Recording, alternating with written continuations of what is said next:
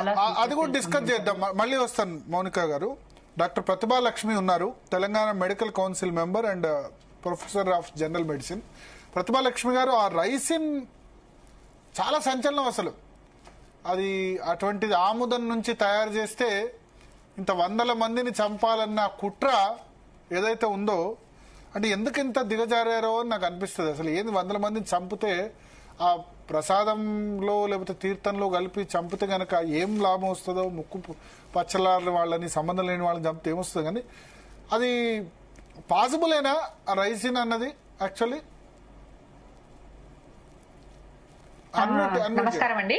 నమస్కారం, చెప్పండి. ఈ మతోన్మాదంతో వచ్చే సమస్యలు ఇట్లా ఉంటాయండి. ఈ టెర్రరిజం అనేది ఏంటంటే మంచియా చెడువా కరెక్టా తప్ప అనే ఆలోచనని లేకుండా చేసేస్తుంది అనమాట. సో అట్లాంటి ఒక ఎక్స్ట్రీమ్ భావజాలం ఉన్న మనుషులు వాళ్ళు, అంతే. ఇప్పుడు అందరు అంటున్నారు డాక్టర్స్, ఇంకా వాళ్ళ బ్రదర్ అయితే డైరెక్ట్ గా అంటున్నాడు ఇది డాక్టర్స్ మీద జరుగుతున్న కుట్రగా భావించాలి అంట.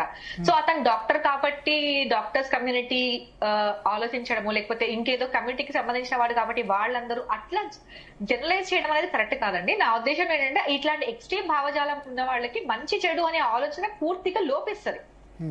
సో ఈ రైజిన్ అనేది అది ఎంత ప్రమాదకరమో అనేది అతను తెలుసుకున్నాడు కాబట్టి దాన్ని అట్లా లార్జ్ వాల్యూమ్ లో తయారు చేసేసి బాగా చాలా మందిని చంపడానికి అని చెప్పేసి ప్లాన్ చేశారు. అది నిజంగా చాలా పాయిజనస్ అండి. అంటే మాకు కూడా ఇంతకు ముందు దాని గురించి తెలియదు. తెలుసుకుంటే ఏంటంటే 1.73 మిల్లీగ్రామ్స్ కూడా, అంటే ఒక స్పూన్ క్వాంటిటీతోనే 10 మందిని కూడా చంపొచ్చు అంట. సో అది ఒక్కసారి మన బాడీలోకి వెళ్ళిపోతే ఏ ఆర్గన్ లోకి అయితే వెళ్తుందో ఆర్గన్, దాంతో పాటు మిగతా ఆర్గన్స్ అన్ని కూడా ఎఫెక్ట్ అయిపోయి గ్రాడ్యువల్ గా చనిపోతారు. ఇంకా ముఖ్యం ఏంటంటే దానికి అసలు ఎటువంటి యాంటీడోట్ లేదు, అంటే దానికి ట్రీట్మెంటే లేదు. ఓన్లీ లక్షణాలను బట్టి సిమ్టమాటిక్ ట్రీట్మెంట్ ఇచ్చి చూడడమే, అంతే. సో చాలా ప్రమాదకరం. అట్లాంటి లార్జ్ క్వాంటిటీలో తయారు చేసి చాలా మందిని చంపే ప్రయత్నం చేయడం అనేది చాలా, అంటే ఒక భయంకరమైనది బయో టెర్రరిజం లాగా అనమాట. అంటే అంతర్దేశాల మధ్య యుద్ధానికి ఇది ఒక మార్గం లాగానే ఎంచుకున్నారని అనిపిస్తుంది.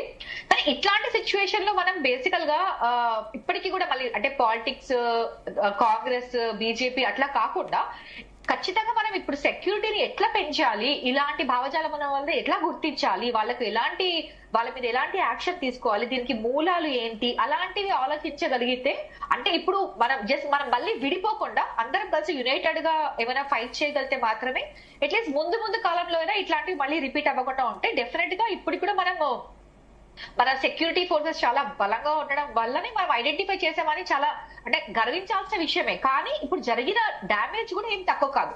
అట్లాంటిది మళ్ళీ జరగకుండా ఉండాలి అని అంటే ఖచ్చితంగా ఇంకా ఎక్కువ నిఘా అనేది పెంచాలి. డాక్టర్స్ కాబట్టి వాళ్ళకు ఎక్కువ చెకప్స్ ఉండవు, చెకింగ్స్ ఉండవు. డాక్టర్ అంటే కొంచెం రెస్పెక్టబుల్ కాబట్టి వాళ్ళని వదిలేస్తారు. అట్లాంటిది కూడా కొద్దిగా తగ్గాలి. డెఫినెట్ గా ఇప్పటికీ తగ్గింది, కానీ ఇంకా తగ్గాలి. ఎందుకంటే దాదాపు ప్రతి సంవత్సరం మన దేశం నుంచి 140,000 మంది డాక్టర్స్ తయారవుతున్నారు. అలాంటిది ఇక చైనాలో ఎంబీబీఎస్ చేసే వాళ్ళది అని అంటే వాళ్ళ భావజాలం ఎలా ఉంటుంది మనం అర్థం చేసుకోవడం, గుర్తించడం చాలా కష్టమైన విషయం.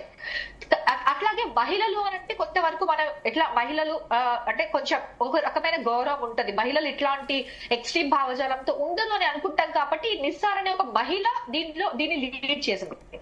సో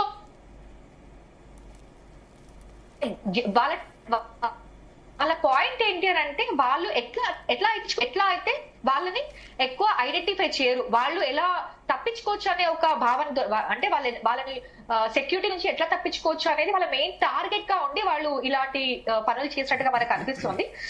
సో మనం ఇట్లా మళ్ళీ రిపీట్ చేసినా కూడా మ్యాప్ లో లేకుండా చేస్తాము అని అన్నటువంటి మన కంట్రీ మరి ఇలాంటి ఒకటి రిపీట్ అయింది కాబట్టి ఇప్పుడు మనం దానికి ఎట్లా యాక్షన్ తీసుకుందాం, మరి ఇలాంటివి దానికి పునాదులు ఎక్కడున్నాయి, వాళ్ళని మనం ఎలా గుర్తించాలి, వాళ్ళకి తగిన శిక్ష ఎట్లా వేయాలని అయితే కంపల్సరీ ఆలోచించాల్సిన అవసరం అయితే ఉంది.